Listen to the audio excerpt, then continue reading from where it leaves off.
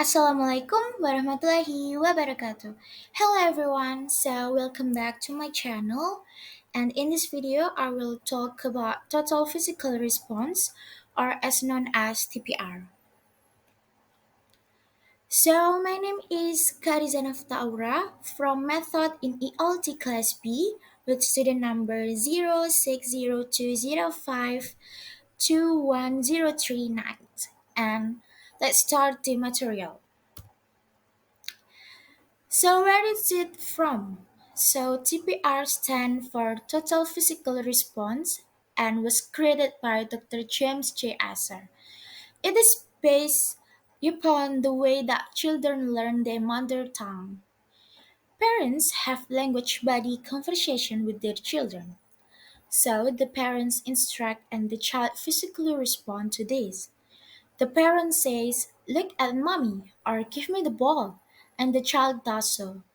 This conversation continued for many months before the child actually started to speak itself.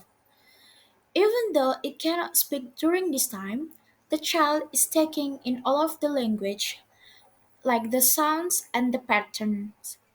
Eventually, when it has decoded enough, the child reproduces the language quite spontaneously, and TPR attempts to mirror this effect in the language classroom. And how can I use it in class? So in the classroom, the teachers plays the role of parent. So she start by saying a word jump or a first look at the board and demonstrating an action. The teacher then say the command and the student all do the action. After repeating a few times, it is possible to extend this by asking the student to repeat the word as they do the action. When they feel confident with the word or phrase, you can ask the student to direct each other or the whole class. It is more effective if the students are standing in a circle around, and then the teacher can even encourage them to walk around as they do the action. And when should I use it? TPR can be used to teach and practice many things. For example, the first one, vocabulary connected with action, like smile, chop, headache, and wriggle. And then the second is tenses, like past, present, future, and continuous aspect. For example, every morning I clean my teeth, I make my bed, and I eat breakfast. And then the third is classroom language. For example, open your books. And then the fourth is imperative or instruction, like can you stand up or close your eyes? And then you can also like storytelling. So it can be adapted for all kinds of teaching situation. So you just need to use your imagination. And why should I use it in the classroom? Because the first one, it's a lot of fun. So students enjoy it and it can be a real stirrer in the class. It lifts the pace and the mood. And then it's also very memorable. It really helps students to remember phrase or words. And then the next, it is good for kinesthetic learner who need to be active in the class. And also it can be used in large or small classes, so it doesn't really matter how many students you have as long as you are prepared to take the lead and your student will follow you. And it works well with mixed ability classes. The physical action get across the meaning effectively so that all the students are able to understand and use the target language. And then it doesn't require a lot of preparation or materials, so as long as you are clear what you want to practice, so it won't take a lot of time to get ready. And it's very effective with teenager and young learners, and it involves both left and right brain learning. And what the advantages of total physical response? So, the children are motivated by activities they find immediately rewarding and existing. TPR can turn a dull vocabulary word list into a fun and engaging activity. You can also use it to change the pace and raise your students' energy levels. And children are usually more engaged when they are being active. So, getting students up and moving is much better than having your class of kids sit while you read a word list at them, or your online students stuck planted in front of the monitor for a long time. Encouraging your student to stand up and move around at certain design times that you plan helps avoid an uncontrolled outburst of energy levels, which is especially hard to deal with when you are teaching English online.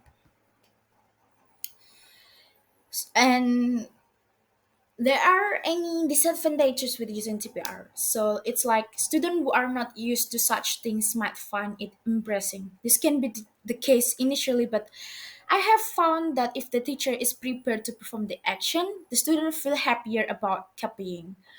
Also, the students are in groups and don't have to perform the whole class. This pleasure is reserved for the teacher.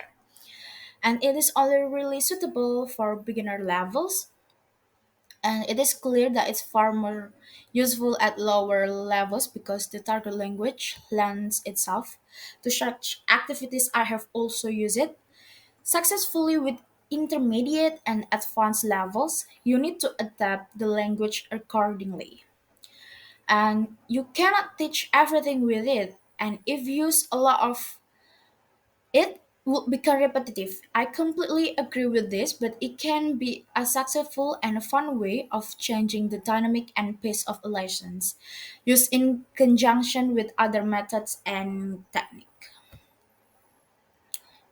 So I have a few useful variation. So when I use TPR, first I get the students to do the action and then I do them a drill the student chorally and individually, to give them an opportunity to practice making the sound. They are then ready to give commands to each other. A game I like to play is to organize the student into a circle around me. I say the word and the last person to do the action is out. This person then stand behind me and watch for the student who does the action last. Eventually, there is only one student, she is the winner. You can extend this by playing Simon Say. This time, when you give a command, students should only do it if you say Simon Says at the start. So, for example, I might say, Simon says, slice some bread, or Simon says, chop an onion, and then the student must do the action. However, if I say, wish an egg, the student shouldn't do this. If anyone does the action that Simon doesn't say, then they are out and have to watch for the mistake of the other student. And another useful variation, another game using the TPR strategy is called Circle. It is similar to an old childhood favorite, like Duck Duck Goose. Students make a circle around the teacher, and the teacher calls out a word and student add out the meaning of the word. However, the last student to respond is out. This is repeated until there is one student remaining and then the student becomes the winner. Teaching and learning can be challenging due to difference in people, different language, different learning style preference, different intelligence, different attention span and memories, and the list goes on.